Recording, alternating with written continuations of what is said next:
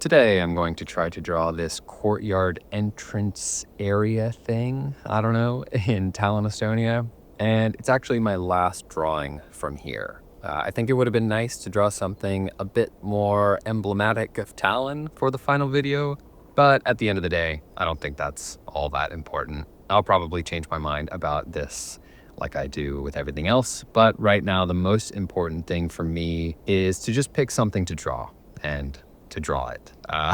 I'm consistently surprised at how much of an issue that's been for me.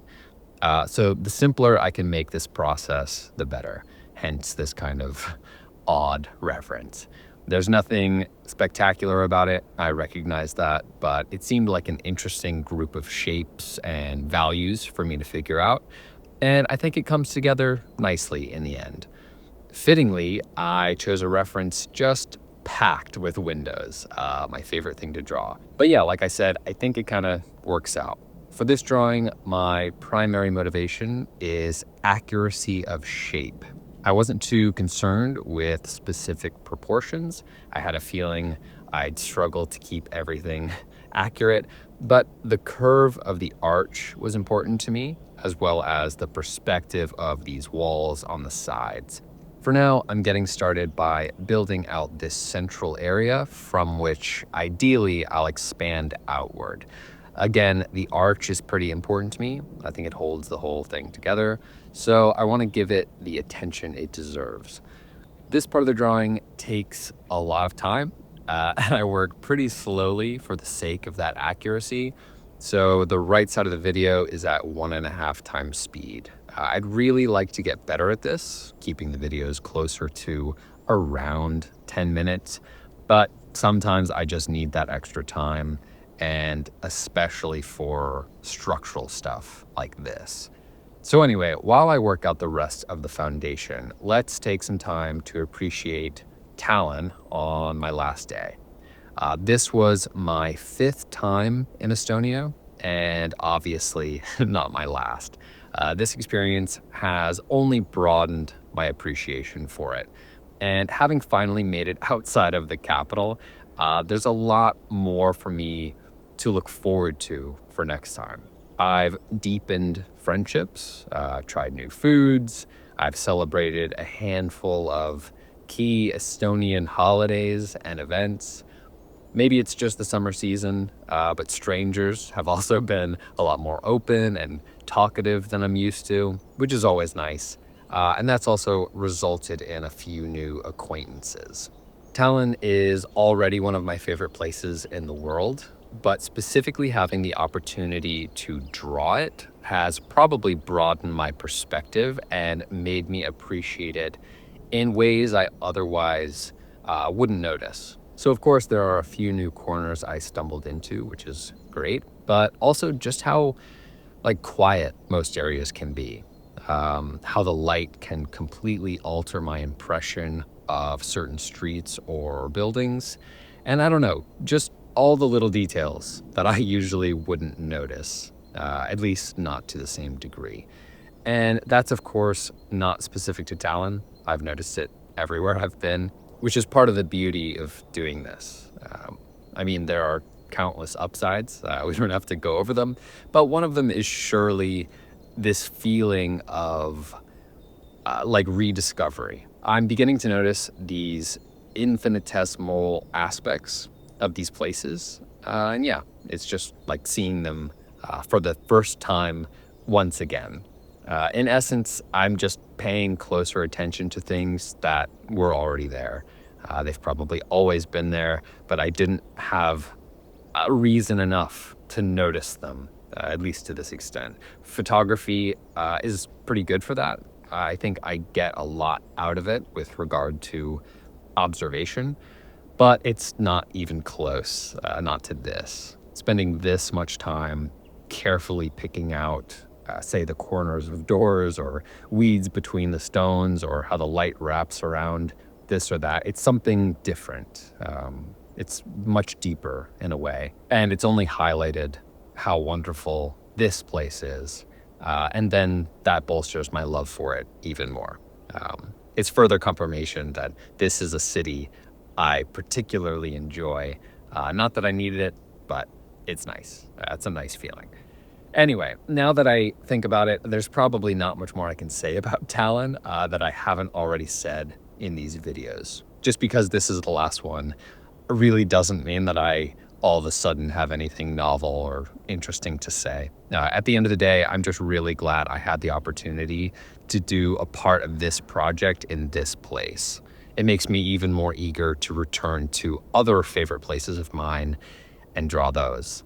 I'd love to spend some time in Japan specifically. I think I'd have an amazing time drawing, and if I can delve even deeper into that place, I certainly wouldn't complain.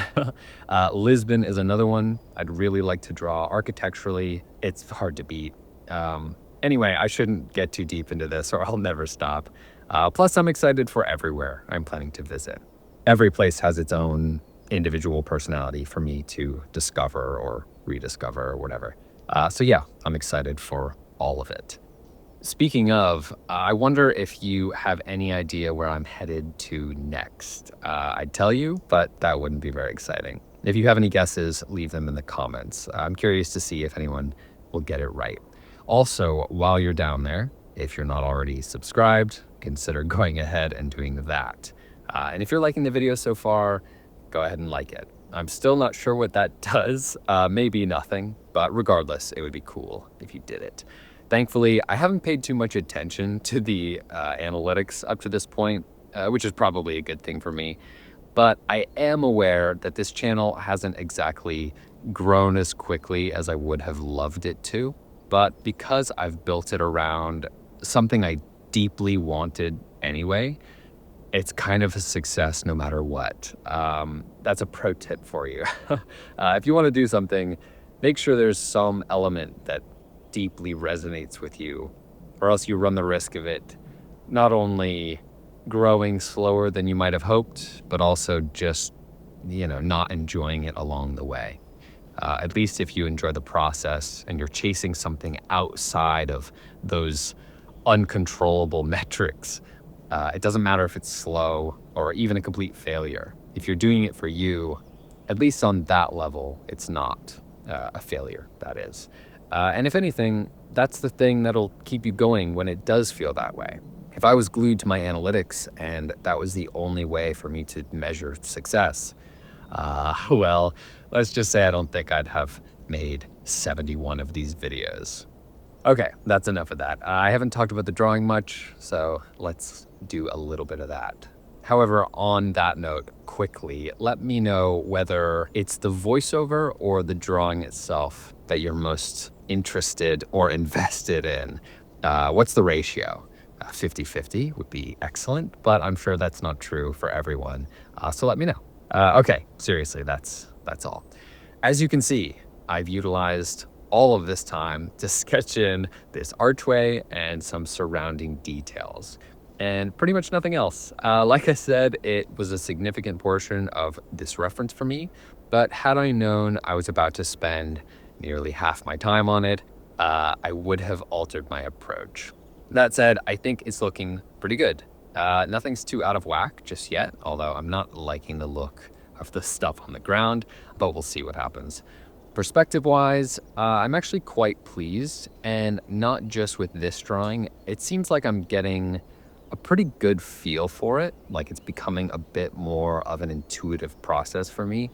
You'll notice that I don't spend too much time figuring it out, and instead I'm kind of just eyeballing things, or at most referring back to my vanishing point every once in a while to like double check an angle here or there. That probably sounds pretty normal. I'm sure that's a regular practice for plenty of artists, but I'm noticing more and more my nonchalance in this regard, and it's an exciting development. It's interesting for me to see what things kind of flow in and out of my awareness, like what demands my attention and what no longer does, at least not as often or as much. So as I improve upon my ability to draw things with semi-accurate perspective, my focus can release that a bit and shift over to something else. And then by adding to the list of things that don't require as much like consciousness, I can apply higher levels of it to the things that need it, the things that I struggle with. Then I'll get better at those, and so on. I think that part of the process is incredibly satisfying to not only consider, but to witness. Some of this, sometimes over the span of just a few drawings, goes from top of mind to muscle memory quite quickly. One example for me is that really rough stone-like texture, the stuff some of these walls and towers have been made of. I went from total confusion, being constantly aware of every single mark and line, to getting it on the paper with relative ease. Obviously, it's not always perfect, it's never perfect, but I've been able to sort of push that task into the background to some extent, which is really helpful when I have 10 other confusing things to consider. Anyway, so right now I feel like perspective is that thing that I've pushed into the background, and this drawing I think serves as a decent example. It's just not something I spent a lot of time fussing over. Also, I'm realizing now that this is an example of a drawing that is about the practice more than the enjoyment. I mean, I still chose to draw it. It clearly stood out to me in some way, and it's not like it's unattractive by any means, but I think the ultimate purpose of something like this is not because I have a deep desire to draw it, but that I think it could make for a good challenge or lesson. It's practice at the end of the day. I did a drawing, I guess it would be a couple months ago now, on Jeju Island of this nondescript building. I said it was a strange structure or something like that in the video. And for a drawing, I think it was. But this one reminds me of that one. There's nothing about it that's particularly beautiful. Like I said, it's not unattractive, don't get me wrong. But outside of the learning process, I don't think it's something I'd be excited to draw. I'm making it sound more serious than it is. It's not. Maybe it's just that all of these lines I'm making and the perspective puzzles, all that stuff that I'm figuring out throughout the drawing, it's stuff that I'm doing primarily for the sake of improvement. I'd say most of my drawings fall somewhere in the middle, but something like this, I think, leans into the practice aspect of the process more than the pleasure. And in some ways, it's more about reinforcing some things I already understand rather than discovering something new, going out on a limb, or even just drawing something well or poorly, it doesn't matter, that I've romanticized in my head, like I'm intrinsically drawn to it. That's probably why I've drawn so many towers. They're not only good practice for proportion and detail and whatever else, but they're also just something I would like to draw. And I guess it's that simple. Whereas that's slightly less relevant in today's drawing. Maybe that says something, maybe not. It just popped into my head and I found it interesting. Regardless, I'm going to keep drawing all sorts of things, including some stuff that maybe isn't inherently captivating or whatever, but I think it all has a place. There's a purpose to all of it. One thing I've noticed myself doing a lot lately is marking these bold lines as I go to symbolize some of the more obvious shadows. I think I spoke about this recently, but it's something that keeps coming up in these drawings, as well as some casual practice sketches at home. You can see it underneath the windows, under the lip of the overhanging roof, and it's something I'm becoming a lot more comfortable utilizing as I go versus adding in at the end as more of a finishing touch. This, like perspective, is a technique that's starting to feel more natural to me, which seems to mean that I'm honing my eye for these sorts of things. These bold lines in particular, I think, come from an improving understanding of light in tandem with an increased awareness of just what's in front of me. So rather than sit and draw each individual line, or even worse, draw the shape of the shadow itself and then fill it in, I'm simply adding more ink and applying those shadows. Ultimately, the dark black rectangle that makes up the edge and underside of the overhanging sections of the roof is just that. And if I can just go over it a few times to imply that shape of darkness, instead of delicately marking its exact contours before filling it in anyway, I'll save myself a lot of time and a lot of headaches and reach exactly the same outcome.